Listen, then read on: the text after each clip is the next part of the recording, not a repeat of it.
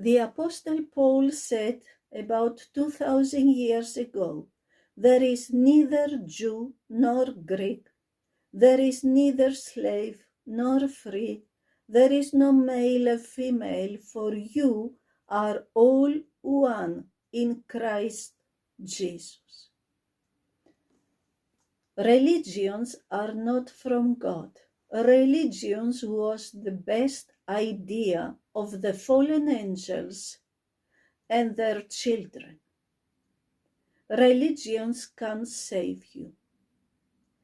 If you are a Muslim, Buddhist, Hindu, Catholic, whatever, you need Jesus Christ. He is the only living God.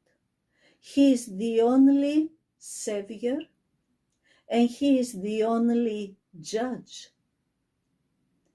He is the only who comes back, Jesus Christ, to judge everybody, Muslims, Buddhists, Hindus, Catholics, atheists, polytheists, whatever.